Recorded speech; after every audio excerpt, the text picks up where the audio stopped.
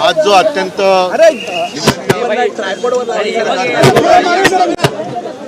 हे करणाऱ्या यामागे स्वतःच्या आईवडिलांचं नाव घ्यायला शरम वाटते, लाज वाटते, अशा कोणत्याही माणसाने केलं असेल आणि नाही तर बिहारमध्ये ज्या अपमान झाला म्हणून बिहारचा एक असफल प्रयत्न केला गेला, असाच कोणाचा तरी महाराष्ट्र पेटण्याचा सुद्धा हा उद्योग असू शकेल. तूर्त पोलीस या सगळ्या गोष्टीचा शोध घेत आहेत. आम्ही सगळ्यांना शांत राहायला सांगितलेलं आहे. बघूया पुढे काय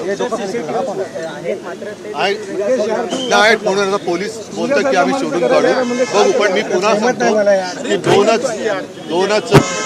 दोनच प्रकारच्या व्यक्ती याच्यात असू शकतात की ज्यांना स्वतःच्या आईवडिलांचं नाव घ्यायला लाज लज्जा शरम वाटते, अशा कोणतरी बेवारस लावारिस व्यक्तीने केला असेल, किंवा बिहारमध्ये ज्याप्रमाणे मोदीजींच्या मातोश्रींचा अपमान केला ते निमित्त करून बिहार बंद करण्याचा जसा असफल प्रयत्न झाला तसा कदाचित महाराष्ट्र पेटवण्याचा प्रयत्न कोणाचा तरी असू शकतो.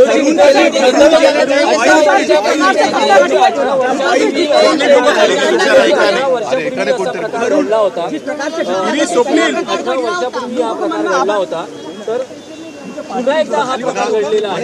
म्हणून मी भावना त्याही वेळेला आजही तीव्र आहेत.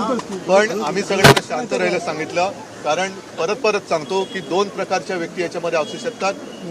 मी पुन्हा एकदा सांगतो की ज्याला आपल्या आईवडिलांचं नाव घ्यायला लाज वाटते की अरे शी काय म्हणजे शरम वाटते, अशा कोणतरी एका बेवारस माणसाने केला असेल, किंवा जसं बिहारमध्ये मोदीजींच्या मातोश्रींचा अपमान केला म्हणून बिहार बंद करण्याचा जो असं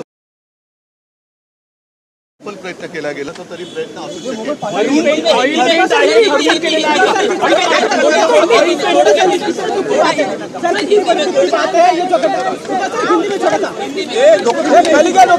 हिंदी में बोल रहे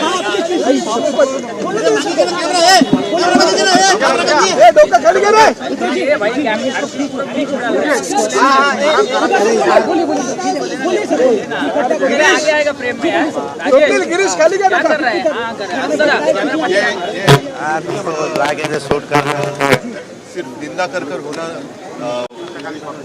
नहीं होगा. इसके पीछे कौन है ये तो ढूंढना ही होगा. और मुझे ऐसा लगता है कि दो ही किस्म की व्यक्ति इसके पीछे हो सकती है. नंबर एक, जिसको अपने माता पिता का नाम लेने के लिए शर्म आती है, ऐसे लावारिस व्यक्ति ने ये किया होगा. और नहीं तो जिस तरीके से बिहार में मोदी जी की मातोश्री जी का जो अपमान किया गया, उसे लेकर बिहार बंद करने का जो असफल प्रयत्न किया गया, उसी तरीके से शायद आज महाराष्ट्र में कुछ दंगा फसाद करने की किसी की साजिश या कोशिश होगी.